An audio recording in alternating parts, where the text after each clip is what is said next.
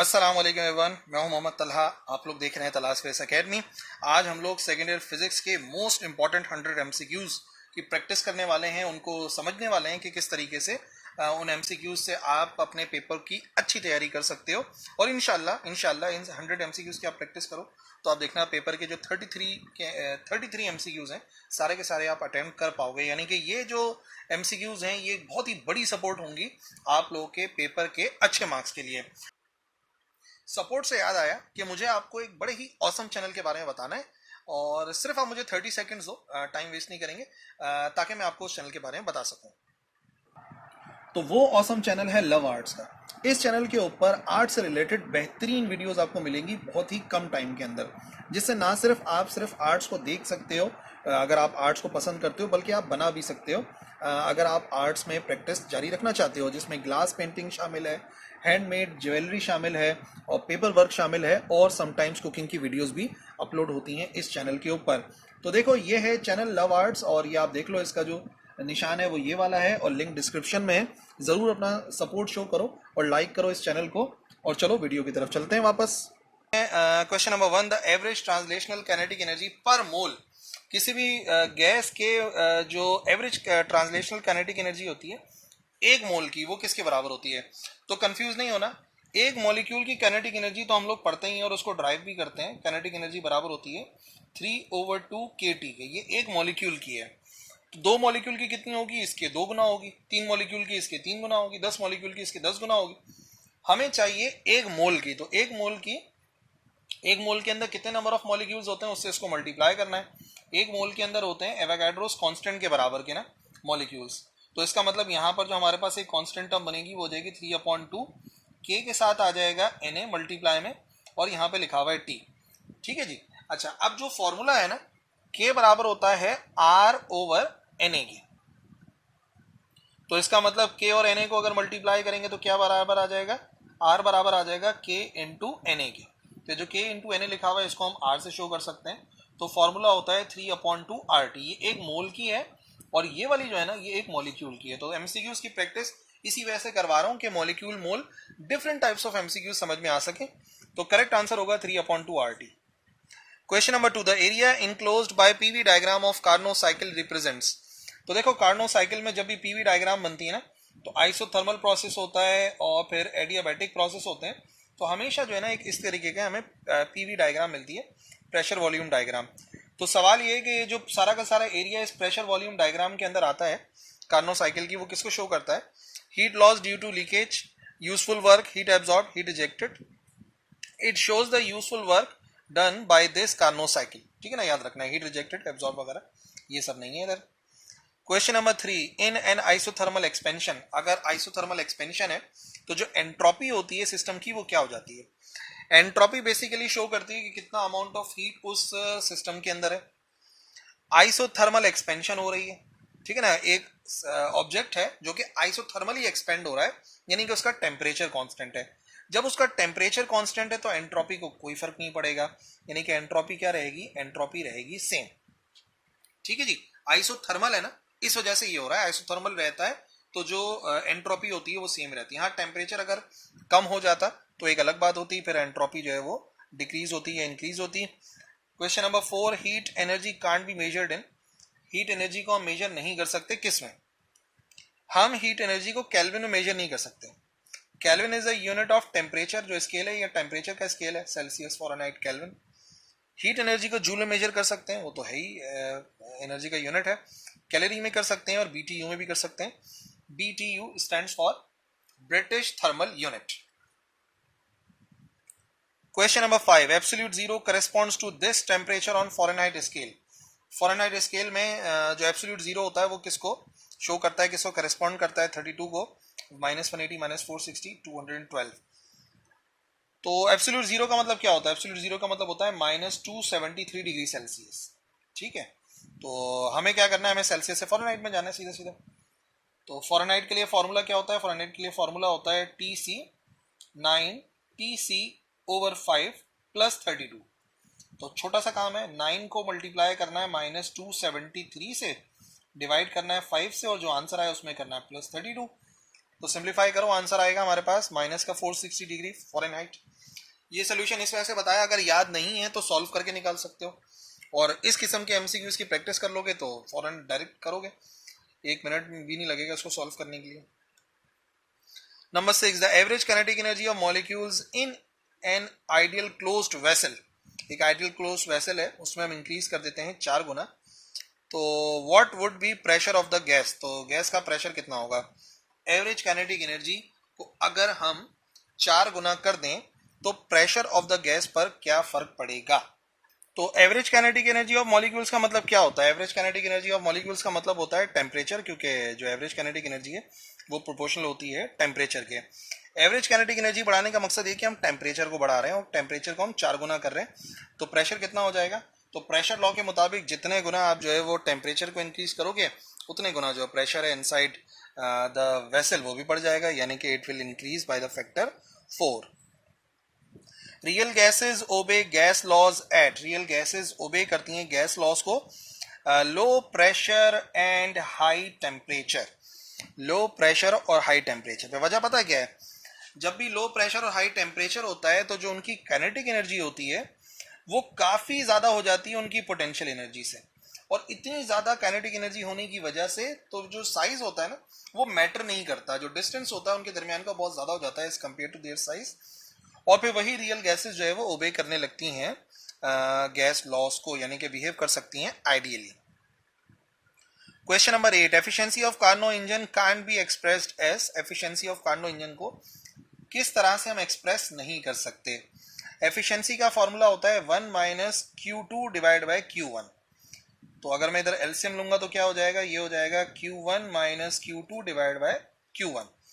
तो इससे तो शो कर सकते हैं, यही Q1 minus Q2 delta Q से शो कर सकते हैं ओवर Q1, तो इससे भी शो कर सकते हैं, ठीक है। फिर एफिशिएंसी का एक और फॉर्मूला है, E बराबर होता है 1 माइनस T2 ओवर T1। इधर भी एलसीएम लेंगे तो ऊपर T1 माइनस T2 यानी कि डेल्टा T ओवर T1 आ जाएगा, ये फॉर्मूला भी सही है। इस तरह से शो नहीं कर सकते। वर्क डन और स्मॉल टी लिखा हुआ है पर यूनिट टाइम, जो कि पावर को शो करता है ना कि एफिशिएंसी को, ठीक है ना। तो ये करेक्ट आंसर है इसका, ये तीनों फॉर्मूले सही हैं एफिशिएंसी के लिए। Question number 9, Boyle's law holds good for an ideal gas in a process. जो बॉयल्स लॉ है जिसके मुताबिक जो वॉल्यूम होता है वह इनवर्सली प्रोपोर्शनल होता है to the pressure applied on gas, लेकिन इसके लिए टेम्परेचर को कांस्टेंट रखना जरूरी होता है। तो ये जो चारों प्रोसेस गिवन है इसमें से आप देख लो किसमें टेम्परेचर कांस्टेंट रहता है। Isochore same volume, isobar same pressure, isotherm mean same temperature. तो आइसोथर्मल प्रोसेस ही वो प्रोसेस होता है जिसमें टेम्परेचर कांस्टेंट रहता है और जो वॉल्यूम होता है किसी भी गैस का वो इनवर्सली प्रोपोर्शनल होता है प्रेशर के, that is Boyle's law. Number 10, in adiabatic expansion internal energy of gas. Adiabatic expansion में इंटरनल एनर्जी क्या हो जाती है, डिक्रीज हो जाती है। एडियाबैटिक एक्सपेंशन में अगर हम एक सिस्टम को इंसुलेटर पे रख दें, ठीक है ना, ये आगे इंसुलेटर हमने यहाँ पे रख दिया सिस्टम को, तो और फिर हम ऊपर से प्रेशर को रिलीज कर दें तो ये ऊपर की तरफ मूव करेगा, लेकिन मूव करेगा तो किसी एनर्जी की वजह से करेगा ना, वो होगा इस सिस्टम की इंटरनल एनर्जी। जब इंटरनल एनर्जी ही वर्क डन में कन्वर्ट हो रही है, जब इंटरनल एनर्जी ही वर्क डन में कन्वर्ट हो रही है तो यकीनन इंटरनल एनर्जी डिक्रीज होती है। ये एडियाबैटिक प्रोसेस की बात है। Question 11, a particle of mass m and charge q is to be held motionless between two parallel and horizontal charge plates। दो हॉरिजॉन्टल चार्ज प्लेट्स हैं, पैरेलल भी हैं, एक के ऊपर मिसाल के तौर पे नेगेटिव चार्ज है, ठीक है, और एक के ऊपर चार्ज है पॉजिटिव, ठीक है, ये आ गया।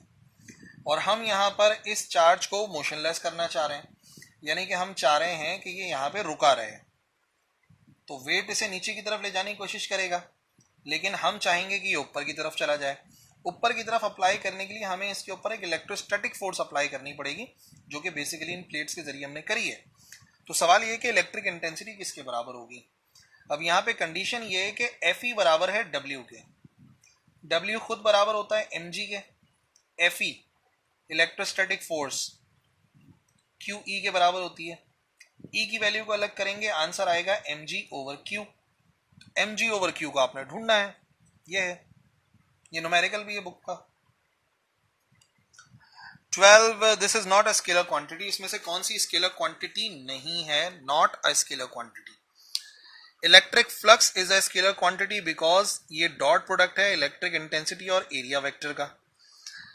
इलेक्ट्रोमोटिव फोर्स भी स्केलर क्वांटिटी है because it is work done per unit charge. तो वो भी वर्क भी स्केलर है, चार्ज भी स्केलर है. इलेक्ट्रिक पोटेंशियल भी डॉट प्रोडक्ट है. Electric potential is the dot product of electric intensity and displacement. Electric intensity जो है, जो कि बराबर होती है फोर्स पर यूनिट चार्ज, दरअसल यही इसमें से वेक्टर क्वांटिटी है, बाकी सब स्केलर क्वांटिटीज हैं.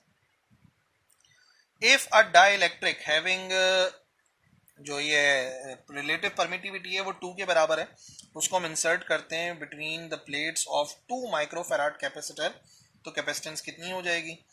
अब 20 माइक्रोफैराड इतनी अहमियत नहीं रखता क्योंकि आंसर के अंदर ऐसा कुछ भी नहीं, बस हमें ये बताना है कि बढ़ेगा कम होगा. तो याद रखो, जब भी डाइलेक्ट्रिक मीडियम इंसर्ट किया जाता है बिटवीन प्लेट्स ऑफ कैपेसिटर, तो उससे जो कैपेसिटेंस होती है वो बढ़ जाती है. और कितनी बढ़ जाती है वो डिपेंड करता है इसके एप्सिलॉन आर की वैल्यू पे. फॉर्मूला याद है ना? फॉर्मूला होता है, सी डैश कर देते हैं, ये बराबर होता है actual capacitance into epsilon R. तो अगर 2 कर रहे हैं हम, यहाँ पे वैल्यू जो हम पुट कर रहे हैं, ये सी है, नॉर्मली ये नॉर्मल सी है, इसको हम मल्टीप्लाई कराएंगे 2 से, तो जो 2c बराबर आ जाएगा हमारी नई कैपेसिटेंस के. ये सी वो कैपेसिटेंस है जो बिना डाइलेक्ट्रिक के, और ये सी डैश वो है जो डाइलेक्ट्रिक के साथ है. The number of electrons in 1 coulomb is, बहुत ही मर्तबा आ चुका है ये वाला क्वेश्चन, है भी इंपॉर्टेंट. Q बराबर होता है एन ई के, तो N बराबर होता है Q ओवर E के, चार्ज ऑन 1 इलेक्ट्रॉन. तो ये होता है Q 1 कूलम की बात हो रही है, डिवाइड बाय E होता है चार्ज ऑन 1 इलेक्ट्रॉन, यानी कि 1.6 exponent minus 19. 1 divided by this value बराबर होता है 6.25 10 raise to the power 18.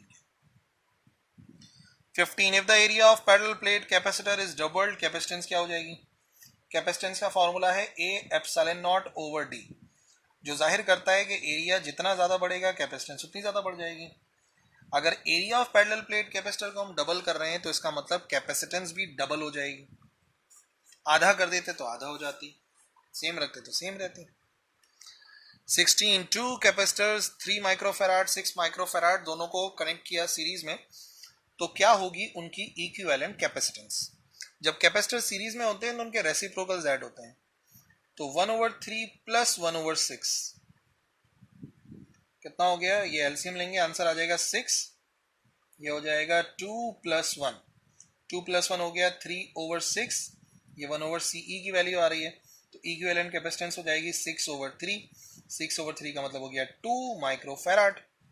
This is the answer. 17 the relation delta we divide by delta R is called. ये जो रिलेशन है डेल्टा वी और डेल्टा आर का क्या कहलाता है? Basically electric intensity is called the negative potential gradient. ये जो लिखा हुआ है ना, इसको पोटेंशियल ग्रेडियंट कहते हैं, और potential gradient, negative potential gradient basically जाहिर करता है इलेक्ट्रिक इंटेंसिटी को. ये बहुत ही अहम शॉर्ट क्वेश्चन भी है और आता रहता है पेपर में, यूनिट भी आते हैं इसके प्रूफ करने के लिए. Question number 18 the electric potential is zero. Electric potential zero होता है कहाँ? Inside a conductor, Midway between opposite charges, Midway between same charges, या नन ऑफ दीज.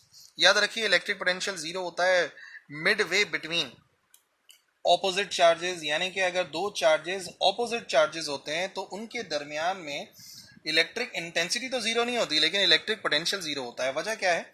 अगर दो ऑपोजिट चार्जेस हैं जिन्हें डायपोल भी कहते हैं, तो इसके दरमियान में अगर आप चार्ज को मूव कराने की कोशिश करते हो तो आपको वर्क डन करवाना ही नहीं पड़ता. क्यों? क्योंकि अगर पॉजिटिव चार्ज है तो अपने आप पॉजिटिव रिपेल करेगा, नेगेटिव की तरफ जाएगा. जब हमें वर्क डन करने की जरूरत नहीं है तो इलेक्ट्रिक पोटेंशियल जीरो होता है बिटवीन ऑपोजिट चार्जेस. बात को याद रखना. 19 decreasing the separation of two positive charges by half will cause electrostatic force और रिपल्जन टू चेंज बाय. तो इलेक्ट्रोस्टैटिक फोर्स का एक फॉर्मूला है कि Q1 Q2 over are square. अब ये कह रहे हैं कि जो डिस्टेंस है उसको हम हाफ कर दें. तो देखो बाकी सारी चीजें तो अपनी जगह पे सेम रहेंगी, लेकिन अगर डिस्टेंस को हम हाफ करेंगे तो ये 1/2r हो जाएगा. स्क्वायर तो करना ही है, यानी कि अपॉन में 1/4 आ जाएगा, और ये ऊपर जाके क्या हो जाएगा? तो चलो बढ़ा ही देता हूँ ना, Q1 Q2 divided by 1/4 r square. ये 1/4 ऊपर जाके मल्टीप्लाई होगा तो डायरेक्टली 4 हो जाएगा. तो अगर हम डिस्टेंस को आधा करते हैं तो जो इलेक्ट्रोस्टैटिक फोर्स होती है वो 4 गुना बढ़ जाती है। Number 20, 1 mega electron volt is equal to, 1 mega electron volt बराबर होता है किस चीज के? तो देखो 1 इलेक्ट्रॉन वोल्ट बराबर होता है 1.6 10 raise to the power -19 joules के। पर मेगा कह रहे हैं, मेगा का मतलब होता है 10 रेज टू द पावर 6। तो अगर इधर भी 10 raise to the power 6 apply करेंगे तो इधर भी 1.6 10 raise to the power -19 10 raise to the power 6 आएगा। -19 प्लस 6 तो 1.6 एक्सपोनेंट -13 जूल्स के बराबर होता है। और डायरेक्टली याद हो तो बहरहाल कोई मना करने वाला नहीं है, डायरेक्टली याद रख सकते हो। 21, resistance of a conductor carrying current carrying wire does not depend on the, जो रेजिस्टेंस होती है करंट कैरिंग वायर की वो डिपेंड नहीं करती किस चीज पर? तो R बराबर होता है रॉ L ओवर A। इस फॉर्मूले के मुताबिक वो डिपेंड करती है एरिया पर, वो डिपेंड करती है लेंथ पर, वो डिपेंड करती है मटेरियल पे। और एक और जो फॉर्मूला है रेजिस्टेंस का किसी भी टेम्परेचर पे वो होता है R0 1 प्लस अल्फा टी पर, यानी टेम्परेचर पे भी डिपेंड करती है। नहीं डिपेंड करती रेजिस्टेंस तो वो इलेक्ट्रिक करंट पे नहीं करती। याद रखो इलेक्ट्रिक करंट पर रेजिस्टेंस डिपेंड नहीं करती, रेजिस्टेंस पर इलेक्ट्रिक करंट डिपेंड करता है। ये थोड़ी सी बात आपने जहन में रखनी है। रेजिस्टेंस ज्यादा होगी तो करंट कम होगा, रेजिस्टेंस कम होगी तो करंट ज्यादा होगा, लेकिन करंट के कम या ज्यादा करने से रेजिस्टेंस कम या ज्यादा नहीं होती है। 22, रेजिस्टेंस है 10 ओम की, 30 ओम की, 40 ओम की, जिनको हमने सीरीज में रखा हुआ है। अगर 10 ओम वाले से गुजरने वाला करंट 0.1 एम्पियर है तो 40 ओम से कितना करंट गुजरेगा? उससे भी 0.1 एम्पियर करंट गुजरेगा। अगर सीरीज में जोड़ा है तो एक सिंपल सी लॉजिक है, सीरीज में ये मिसाल के तौर पे 10 ओम वाली है, ये 30 ओम वाली है और ये 40 ओम वाली है। अगर यहां से गुजरने वाला करंट जो है वो 0.1 है तो वही करंट आगे भी तो जाएगा, वही करंट यहाँ जाएगा, सीरीज में करंट सेम रहता है। 23, एक मेटेलिक वायर है जिसकी लंबाई यानी कि लेंथ L है, उसकी रेजिस्टेंस R है, रेजिस्टिविटी रॉ है, उसको दो इक्वल पार्ट्स में हमने काटा, तो रेजिस्टिविटी पे क्या फर्क पड़ेगा? याद रखिए लिखा हुआ है रेजिस्टिविटी पे क्या फर्क पड़ेगा, रेजिस्टेंस नहीं लिखा हुआ। अगर रेजिस्टेंस की बात होती तो देखो ऊपर समझाया मैंने, लेंथ आधी करोगे तो रेजिस्टेंस भी आधी हो जाएगी ना इधर, बट यहाँ पे रेजिस्टिविटी की बात कर रहे हैं। रेजिस्टिविटी डिपेंड करती है वाहिद मटेरियल पे। अब आप एक बात बताओ, आपने मेटेलिक वायर को कट करा तो उससे मटेरियल पे थोड़ी कोई फर्क पड़ा। जब मटेरियल पे फर्क नहीं पड़ा तो जो रेजिस्टिविटी है वो सेम रहती है। हाँ, रेजिस्टेंस के बारे में पूछेंगे तो याद रखना रेजिस्टेंस जितना होगा कम उतनी ही मतलब जितनी लेंथ कम होगी उतनी रेजिस्टेंस कम हो जाएगी। 24, दो वायर्स हैं, एक की रेजिस्टेंस R1 है, एक की रेजिस्टेंस R2 है, उनको हमने कनेक्ट करा है सीरीज में एक सर्किट के अंदर। अगर R1 बड़ा है R2 से तो हीटिंग किस में ज्यादा होगी? मोर इन R1 more in R2, same in R1 R2, all of these. अब देखो लॉजिक बात ये है, हमने उसको सीरीज में जोड़ा है, अब सीरीज में करंट सेम रहेगा यानी कि वोल्टेज का फर्क पड़ेगा। तो आप ये देखिए कि पावर डिसिपेशन के जो तीन फॉर्मूले हैं वी आई, इसको तो हटा ही दो, P बराबर होता है आई स्क्वायर R और P बराबर होता है V स्क्वायर ओवर R। इस लॉजिक के तहत अगर करंट सेम रहता है, ये वाला रिलेशन यूज करोगे ना, करंट सेम रहेगा, आप ये वाला यूज कर रहे हो क्योंकि यहाँ पे करंट सेम है, वोल्टेज डिफरेंट है। अब अगर करंट सेम है तो रेजिस्टेंस ज्यादा तो पावर डिसिपेशन ज्यादा यानी कि हीटिंग ज्यादा, और R1 ज्यादा है तो R1 की पावर डिसिपेशन भी ज्यादा है, और अगर R1 की पावर डिसिपेशन ज्यादा है तो हीटिंग भी ज्यादा है। अगर पैरेलल जोड़ते तो R2 आंसर होता, लेकिन सीरीज में जोड़ा था इस वजह से R1 आंसर है। 25, commercial unit of electrical energy is kilowatt hour. इससे आसान क्या होगा, 1 किलोवाट आवर ये वो बिजली का यूनिट है जो कि हम काउंट करते हैं ना कि इतने यूनिट होगा इतने यूनिट होगा, वो होता है 3.6 10 raise to the power 6 joules के। 26, power dissipated in two parallel, ये देखो ऊपर सीरीज का पूछा था, ये मैंने पैरेलल का पूछा है, is inversely proportional to their, inversely किस पे डिपेंड करता है, टू देयर रेजिस्टेंस, वो डिपेंड करता है उनकी रेजिस्टेंस पे। पैरेलल वोल्टेज तो सेम रहता है। 27, एक रेजिस्टर है, करंट कैरी कर रहा है I और पावर डिसिपेशन P हो रही है, okay fine. Power dissipated same resistor में कितनी होगी अगर वो करंट कैरी करता है 3 टाइम्स ऑफ I के, ठीक है ना, रेजिस्टेंस सेम रही, और यहाँ पे करंट को हमने चेंज करा है। तो करंट और रेजिस्टेंस का फॉर्मूला ये लिखा हुआ, P बराबर है आई स्क्वायर आर। P बराबर होता है आई स्क्वायर आर। रेजिस्टेंस सेम है, करंट को हमने 3 गुना कर दिया, तो 3i अगर करेंगे तो इसका स्क्वायर करना पड़ेगा, ये हो जाएगा 9 times of I square R. यानी कि अब जो पावर डिसिपेशन है वो असल पावर डिसिपेशन का 9 गुना हो जाएगी। ठीक है, ये तब करेंगे जब रेजिस्टेंस सेम रही और करंट में फर्क आया। 28 with the increase of temperature, जब हम टेम्परेचर बढ़ाते हैं जो रेजिस्टेंस होती है सेमीकंडक्टर की, उस पर क्या फर्क पड़ता है। याद रखिए, वैसे तो टेम्परेचर बढ़ाने से रेजिस्टेंस बढ़ती है कंडक्टर की, बट सेमीकंडक्टर की रेजिस्टेंस जो है वो कम हो जाती है। सेमीकंडक्टर की रेजिस्टेंस कम हो जाती है टेम्परेचर बढ़ाने से। Drift velocity of electron is due to, electrons में जो ड्रिफ्ट वेलोसिटी आती है वो क्यों आती है। Motion of conduction electrons due to random collisions, motion of conduction electrons due to electric field. सही बात तो यही है कि इलेक्ट्रॉन्स मूव करना शुरू कर देते हैं हमारे इलेक्ट्रिक फील्ड अप्लाई करते ही। मतलब नॉर्मली कंडक्टर के अंदर इलेक्ट्रॉन्स लेफ्ट और राइट हर तरफ मूव कर रहे होते हैं, यहाँ वहाँ मूव कर रहे होते हैं, लेकिन जैसे ही हम इलेक्ट्रिक फील्ड अप्लाई करते हैं पॉजिटिव और नेगेटिव, तो फौरन क्या होता है कि इलेक्ट्रॉन्स नेगेटिव से पॉजिटिव की तरफ जाना शुरू हो जाते हैं, जिसे ड्रिफ्ट वेलोसिटी कहते हैं। 30 loss of voltage in electrical circuit is given bye, जो लॉस ऑफ वोल्टेज है, याद रखो लॉस ऑफ वोल्टेज लिखा हुआ है, तो E बराबर होता है V प्लस आई आर के। ठीक है ना, तो वोल्टेज के अंदर जो लॉस आ जाता है क्यों आता है, E बराबर आता है माइनस आई आर के। ये वो फैक्टर है जो कि ईएमएफ में कमी लेकर आता है, यानी कि वोल्टेज को ड्रॉप करता है, E में से माइनस आई आर। तो ये है ना, ये है loss of voltage I R. 31 non inductive coil in a resistance box is used to minimise, जो नॉन इंडक्टिव कॉइल होता है रेजिस्टेंस बॉक्स में, उसको हम इस्तेमाल करते हैं क्या, मिनिमाइज करने के लिए।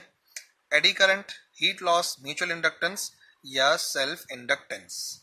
तो बेसिकली नॉन इंडक्टिव वायरिंग का जो टॉपिक है ना, उसके अंदर आप देखोगे इसके जरिए हम सेल्फ इंडक्टेंस जो खामखा है, जो ईएमएफ इंड्यूस होता है कॉइल तारों के अंदर, उनको हम मिनिमाइज करने के लिए नॉन इंडक्टिव वायरिंग करते हैं। ठीक है ना, जो कि आमतौर पे रेजिस्टेंस बॉक्स में की भी जाती है। 32 the practical application of phenomena of mutual induction.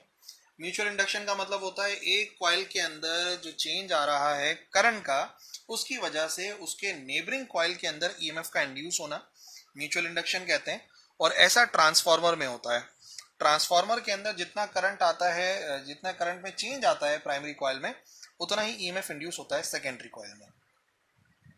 33 AC generator को डीसी जनरेटर में कन्वर्ट करते हैं, तो स्लिप रिंग को रिप्लेस करते हैं स्प्लिट रिंग से। स्लिप रिंग जो है ना मुकम्मल होता है, इस तरीके से ना कंप्लीट होता है, तो वो ऑल्टरनेट साइकिल बनती है, एसी साइकिल बनती है। तो इस साइकिल को ब्रेक करने के लिए जो हम इस्तेमाल करते हैं ना, वो हम ऐसा इस्तेमाल करते हैं कि जो दरमियान में से स्प्लिट हुआ हुआ होता है, ये क्या करता है, ये बार बार जो ये साइकिल होती है ना, इसको तोड़ता है, और तोड़ने की वजह से जो मिलता है हमें आउटपुट, वो हमें एक ही डायरेक्शन में मिलता है, यानी कि पॉजिटिव मिलेगा, जैसा भी है, जिसको हम डीसी बोलते हैं।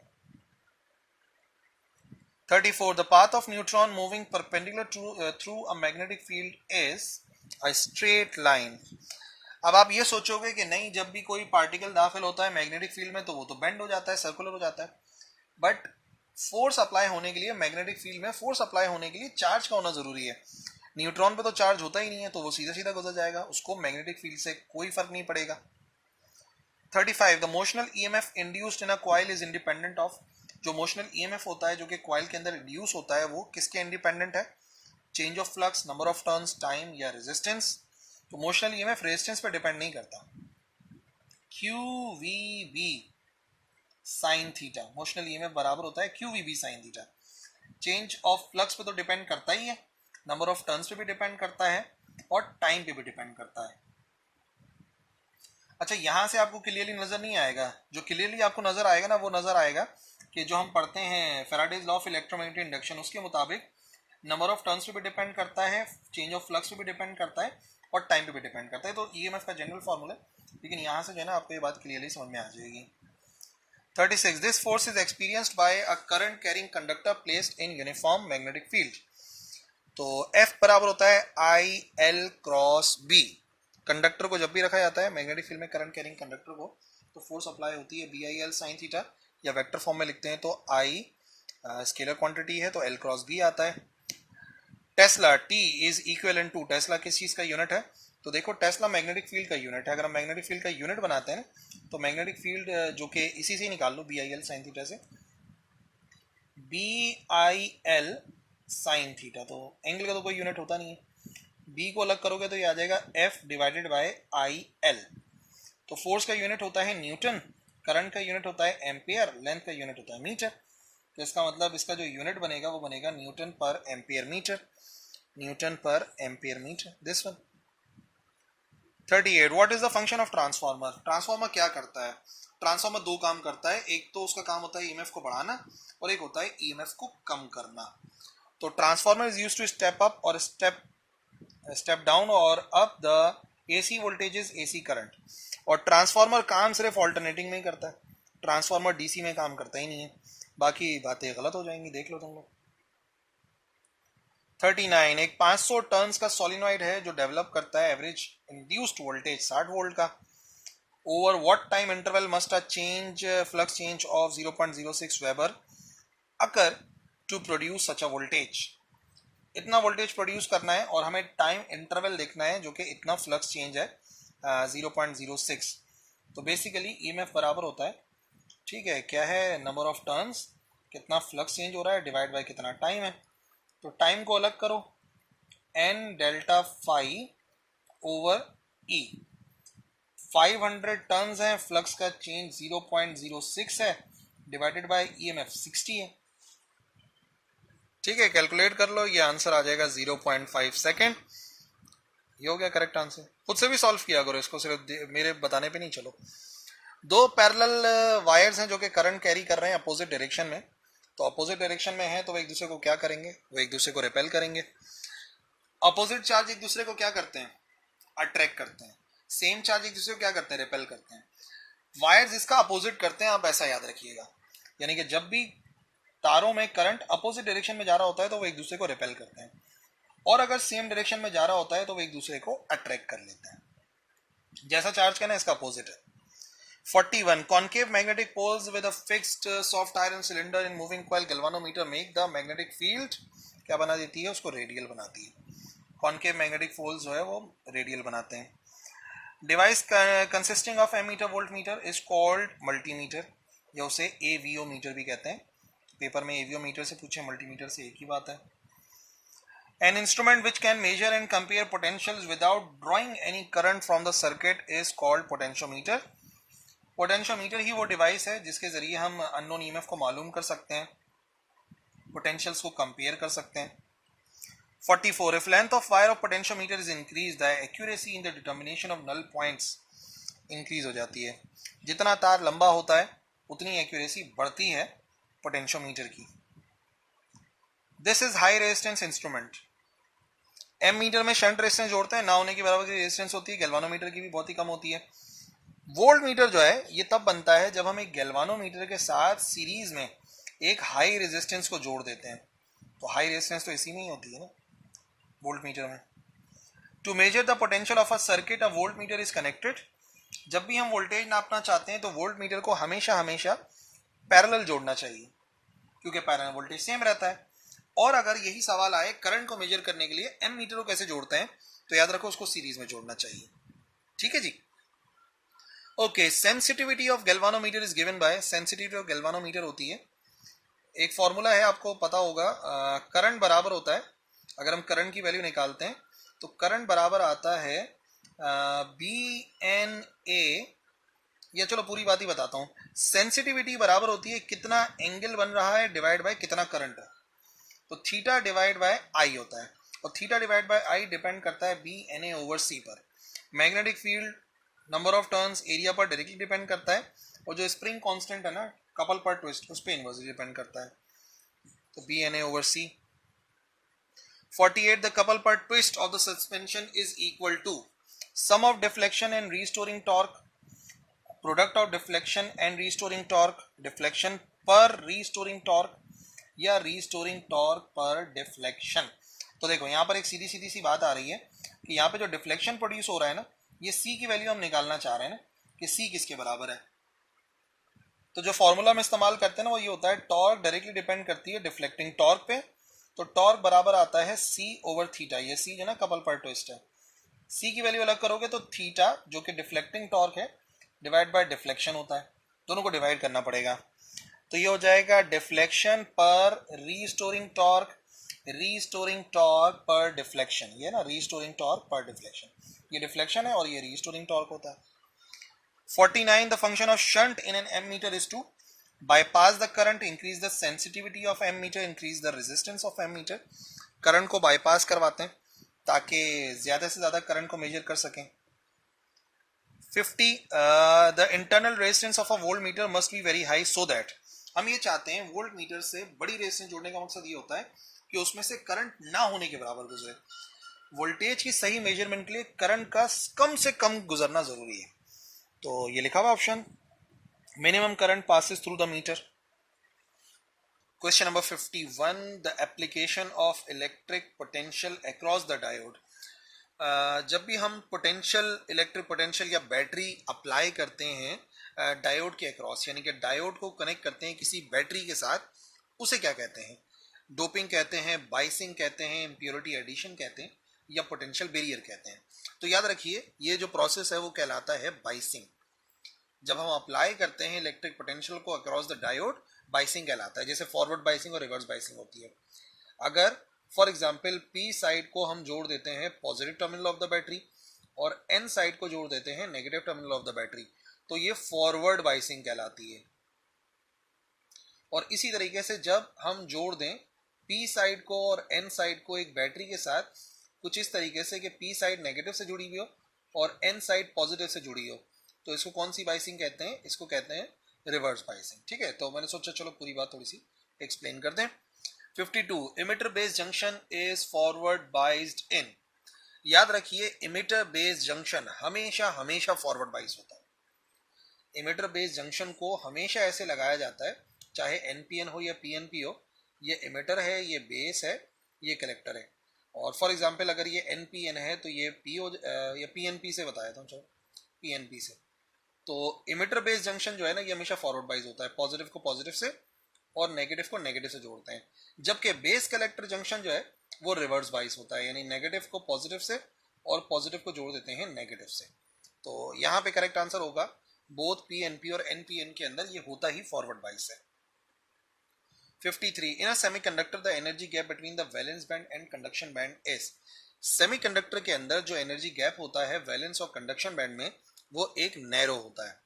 और याद रखिए यही गैप बहुत ज्यादा वाइड होता है अगर हम बात करते हैं इंसुलेटर की। तो एमसीक्यूज में इंसुलेटर भी हो सकता है सेमीकंडक्टर की जगह।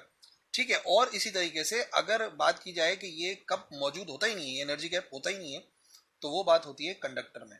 कंडक्टर के अंदर there is no forbidden gap. ठीक है ना, तो ये तीनों के तीनों आप याद रख सकते हो प्रैक्टिस के लिए। These are donor impurities. इसमें से कौन सी जो है वो डोनर इम्प्योरिटीज है? डोनर इम्प्योरिटीज से मुराद होती है पेंटावैलेंट एलिमेंट्स। पेंटावैलेंट एलिमेंट कौन से हैं? जिनका ताल्लुक ग्रुप 5A से है। तो यहाँ पे अगर आप एलिमेंट्स को देखोगे तो एंटीमनी और आर्सेनिक जो है ये दोनों के दोनों जो है वो 5वें ग्रुप से ताल्लुक रखते हैं, 5A ग्रुप से। और बाकी आप अगर देखो तो लिथियम 3 से हो जाएगा, सिलिकॉन 4 से हो जाएगा, तो अलग अलग होते हैं। लेकिन SB यानी कि एंटीमनी और AS आर्सेनिक जो है इनका ये पेंटावैलेंट है, इनका ताल्लुक ग्रुप 5A से होता है। 55, hole in a semiconductor is actually the. जो होल होता है सेमीकंडक्टर में वो एक्चुअली होता क्या है? इलेक्ट्रॉन होता है? नहीं। पॉजिट्रॉन होता है? नहीं। हीलियम न्यूक्लियस होता है? नहीं। दरअसल वो वैकेंसी होती है वैलेंस बैंड के अंदर। होल जो है ना, याद रखो होल को कहते हैं ये एब्सेंस ऑफ इलेक्ट्रॉन है, इलेक्ट्रॉन नहीं है, ये एब्सेंस ऑफ इलेक्ट्रॉन है। तो इलेक्ट्रॉन पे कौन सा चार्ज होता है? इलेक्ट्रॉन पे नेगेटिव चार्ज होता है। इस वजह से उसकी वैकेंसी जो है या उसकी एब्सेंस जो है उसके ऊपर पॉजिटिव चार्ज होता है, जिसको हम होल कहते हैं। 56, the speed of electromagnetic wave is given bye. Electromagnetic wave is given by this one, ये फॉर्मूला है। बट फॉर एग्जाम्पल आप भूल जाते हो तो आप चारों के अंदर जो है वैल्यूज पुट करके देखो, जहां वैल्यू आ जाए 3 एक्सपोनेंट 8 के करीब करीब, समझ जाओ कि वही फॉर्मूला है। वैसे यही फॉर्मूला है। एप्सिलॉन नॉट जो है वो होती है परमिटिविटी ऑफ फ्री स्पेस और एप्सिलॉन नॉट जो है ये होती है permeability of free space. 57, with increase in temperature the resistance of semiconductor. अलग तरीके से बात पूछिए, अगर हम इंक्रीज करते हैं टेम्परेचर तो क्या होता है रेजिस्टेंस ऑफ सेमीकंडक्टर पे, याद रखिए रेजिस्टेंस ऑफ सेमीकंडक्टर जो है वो डिक्रीज हो जाती है। वहां पे चैप्टर नंबर 13 के लिहाज से क्वेश्चन भी ऐसे ही आया था और यहाँ पे 16 के लिहाज से है। याद रखिए टेम्परेचर बढ़ाने से जो इलेक्ट्रॉन्स होते हैं उनकी मोबिलिटी बढ़ जाती है, ठीक है ना, वो इजीली वैलेंस बैंड से कंडक्शन बैंड में ट्रेवल कर जाते हैं। इस वजह से हम ये कह रहे हैं कि जो रेजिस्टेंस है वो कम हो जाती है जब हम टेम्परेचर को बढ़ाते हैं। और अगर यही बात कंडक्टर्स के लिए होती तो फिर टेम्परेचर बढ़ाने से रेजिस्टेंस बढ़ जाती। PN junction diode works as an insulator. जो पीएन जंक्शन डायोड होता है वो इंसुलेटर की तरह से काम करता है जब उसको रिवर्स बाइस में करते हैं। रिवर्स बाइस का मतलब पी साइड को नेगेटिव से जोड़ते हैं, एन साइड को पॉजिटिव से। तो क्या होता है कि वो जो है बिल्कुल करंट पास होता ही नहीं है, मिनिमम करंट पास होता है, या हम कह सकते हैं प्रैक्टिकली करंट पास होता ही नहीं। 59 एम्पलीट्यूड मॉड्यूलेशन। एम्पलीट्यूड मॉड्यूलेशन जिसको इन शॉर्ट हम एएम कहते हैं, बेसिकली इसमें एम्पलीट्यूड को मॉडिफाई करते हैं, एम्पलीट्यूड को मॉड्यूलेट करते हैं। एम्पलीट्यूड क्या होता है, कोई भी वेव जितना ऊपर और नीचे जा रही है ना, ये जो डिस्टेंस होता है ना, ये एम्पलीट्यूड कहलाता है, ये एम्पलीट्यूड कहलाता है, ऊपर या नीचे आप जैसे भी काउंट कर लो। Change in the time period of the signal, change in the vertical width of the signal. Amplitude modulation में हम लोग एम्पलीट्यूड को मॉड्यूलेट करते हैं, चेंज करते हैं, और वो वर्टिकल विड्थ होती है, ऊपर नीचे होता है। और अगर फ्रीक्वेंसी मॉड्यूलेशन होती तो उसमें फिर हॉरिजॉन्टल विड्थ होती, लेकिन वर्टिकल विड्थ जो है इसको हम कहते हैं एम्पलीट्यूड, तो वही ताल्लुक रखता है एम्पलीट्यूड मॉड्यूलेशन से। Question number 60, which of the following is not a semiconductor. इसमें से कौन सा सेमीकंडक्टर नहीं है। सिलिकॉन और जर्मेनियम और गैलियम, ये सब प्योर सेमीकंडक्टर्स हैं, इनका ताल्लुक ग्रुप 4 से है। लेकिन कॉपर जो है ये प्योर कंडक्टर है, नॉट सेमीकंडक्टर। कॉपर क्या है, कॉपर कंडक्टर है। तो सवाल यही था इसमें से कौन सा सेमीकंडक्टर नहीं है, तो copper is conductor not semiconductor. Stefan Boltzmann law is, जो स्टीफन बोल्ट्जमैन लॉ है वो क्या कहता है। According to Stefan Boltzmann law, जो एनर्जी इमिट होती है per unit area per unit time किसी ब्लैक बॉडी से, वो डायरेक्टली डिपेंड करती है to the fourth power of its temperature, यानी ब्लैक बॉडी का जो एब्सोल्यूट टेम्परेचर है उसके फोर्थ पावर पे, और प्रोपोर्शनलिटी का साइन रिमूव करते हैं, इक्वल टू आता है और कांस्टेंट आता है।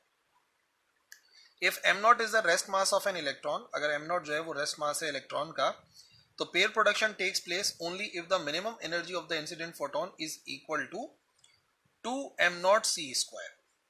याद रखिए जो फॉर्मूला होता है ना पेयर प्रोडक्शन में, जितनी एनर्जी होती है गैमा रेडिएशन की, सबसे पहले तो वो पेयर फॉर्म होते हैं, फिर पेयर फॉर्म होने के बाद कुछ ना कुछ काइनेटिक एनर्जी होती है पॉजिट्रॉन की, और कुछ ना कुछ काइनेटिक एनर्जी होती है इलेक्ट्रॉन की।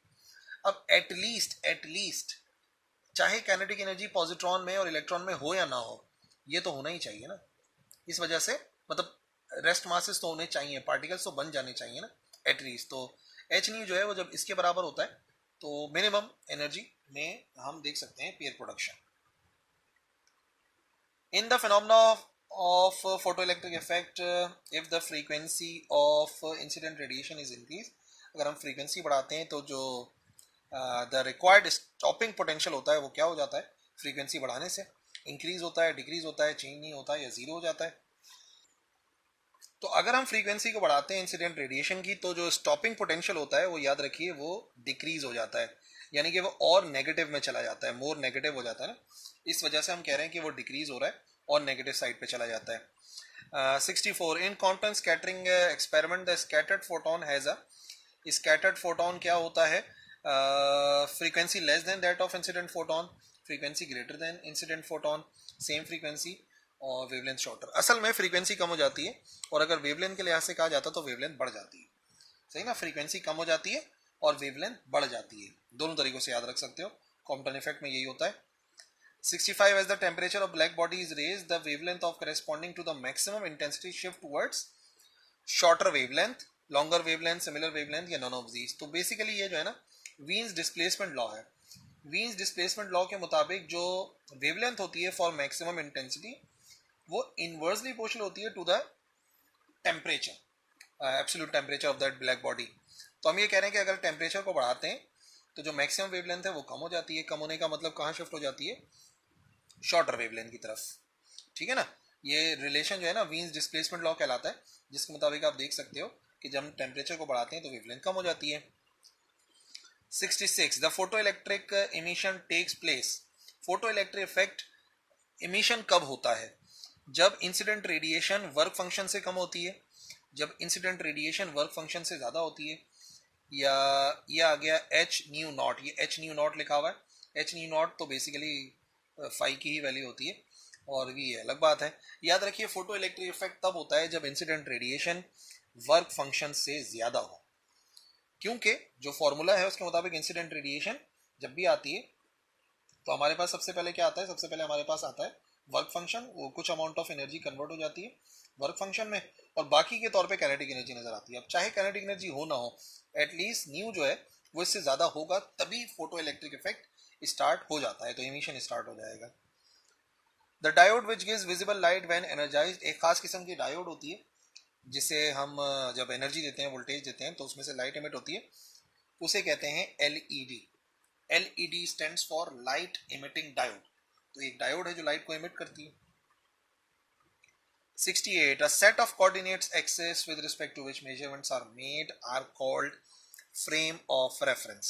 x y z axis जो होते हैं ना Cartesian coordinate system with time, उसको फ्रेम ऑफ रेफरेंस कहते हैं। अगर वो चल रहा हो, अगर या तो वो रेस्ट में हो या फिर उसकी स्पीड कांस्टेंट हो, तब उसे इनर्शियल कहते हैं। तो अगर इस किस्म का मल्टीपल चॉइस क्वेश्चन हो जाए तो इनर्शियल हो जाएगा।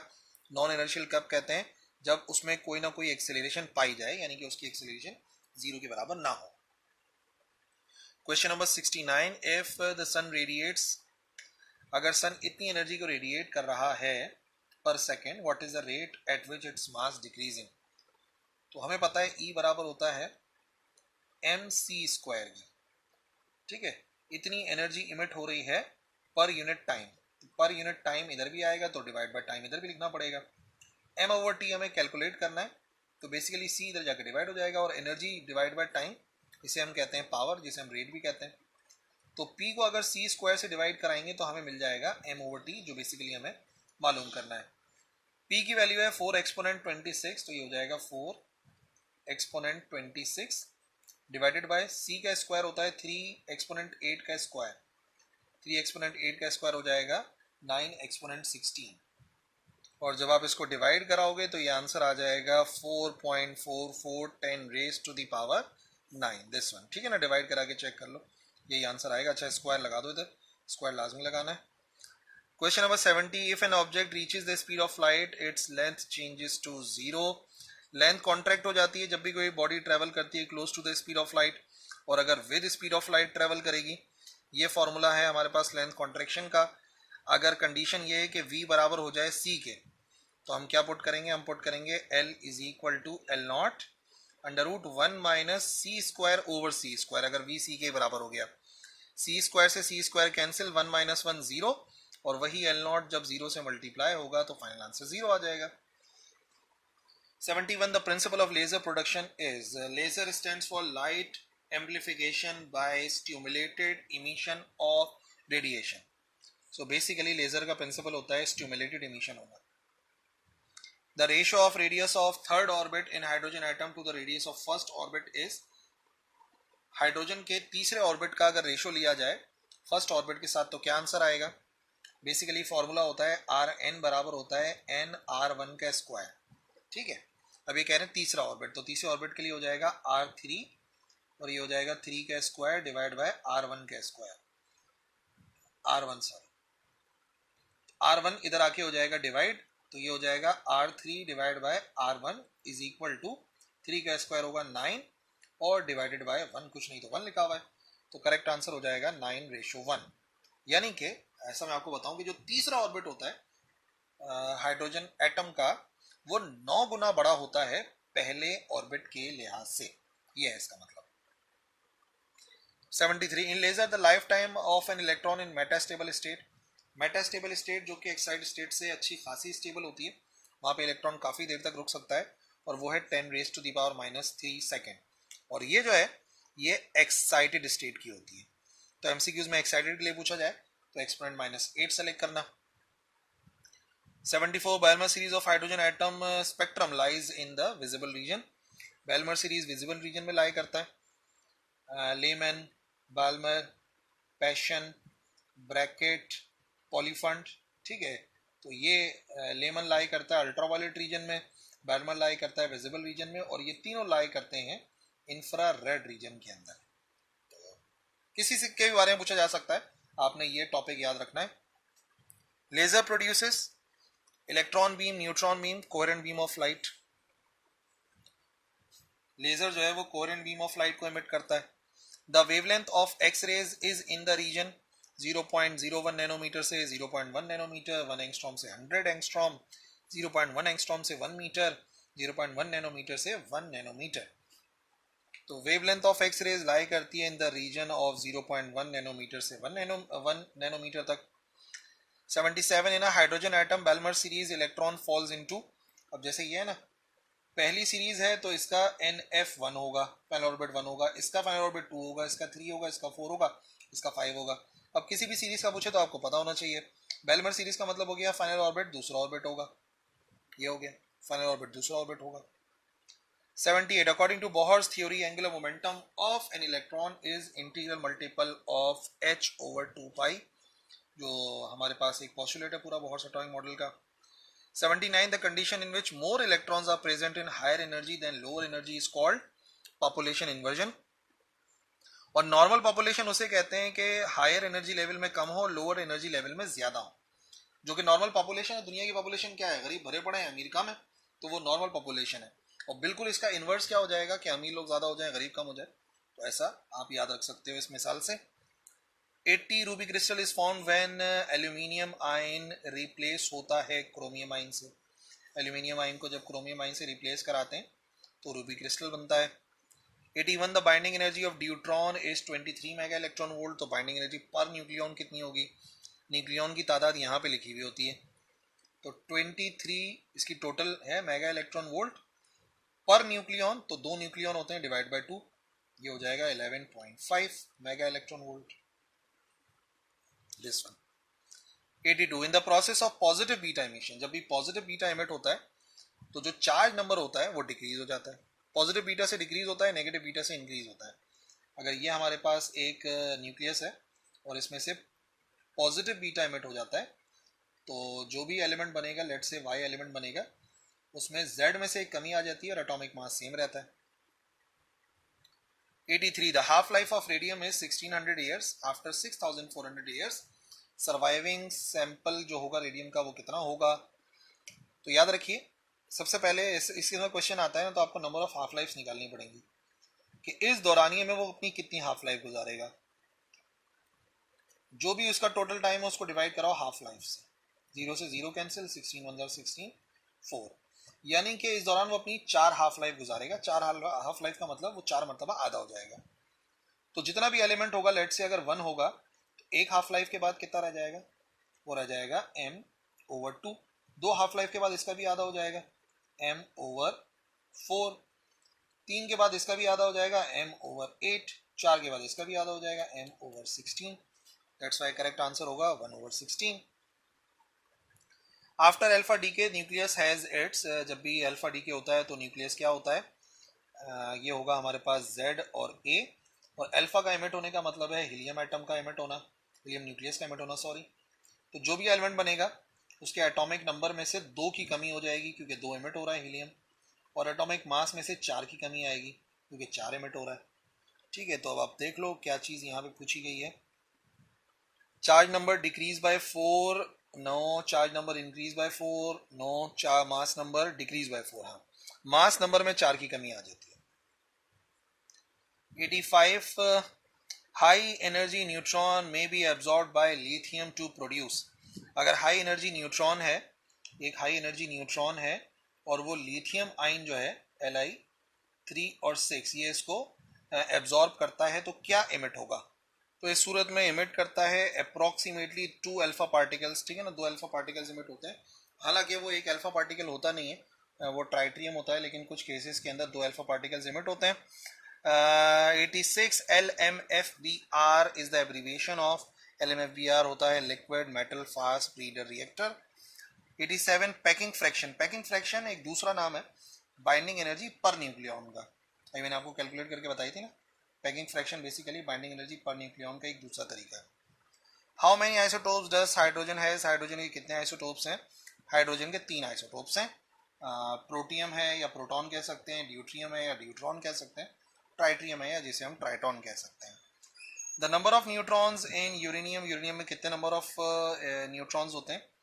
तो एटॉमिक मास में से एटॉमिक नंबर माइनस कर दो, एटॉमिक मास है 235, उसमें से माइनस कर दो 92, तो कितना आंसर आएगा? ये आंसर आ जाएगा 143, 143 होते हैं neutrons. 90, as time passes the rate of decay of radioactive element, जैसे जैसे वक्त गुजरता रहता है तो जो रेट ऑफ डीके होता है रेडियो एक्टिव एलिमेंट का,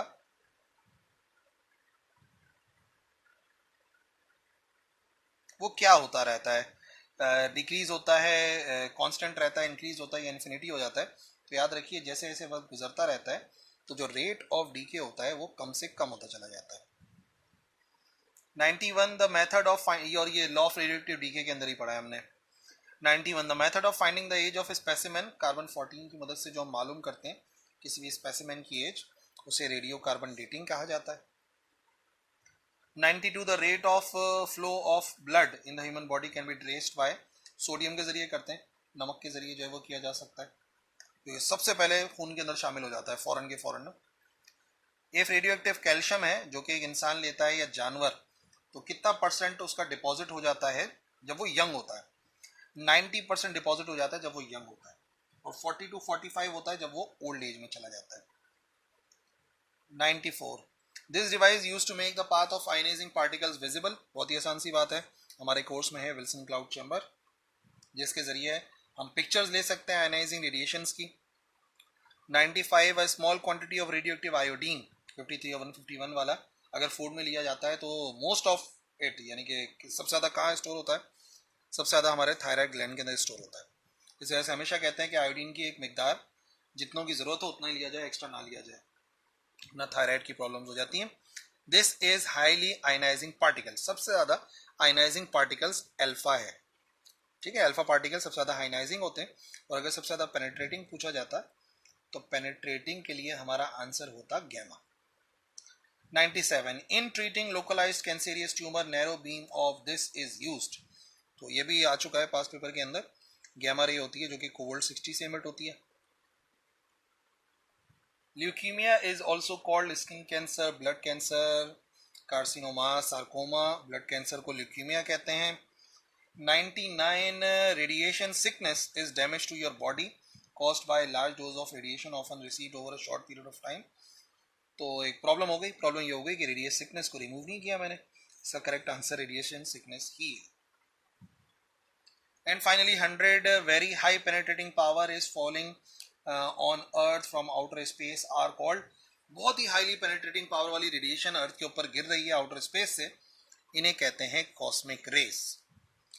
ठीक है जी, सो ये हो गए हमारे 100 के 100 MCQs। इंशाल्लाह इसकी बेहतरीन प्रैक्टिस करोगे ना, इतना फ़ायदा होगा कि पूछो ना, ठीक है ना, नहीं बल्कि पूछ भी लो तो बता भी दूंगा, बहुत फ़ायदा होगा इसका, ठीक है ना। दैट्स ऑल फॉर टुडे, अल्लाह हाफिज़।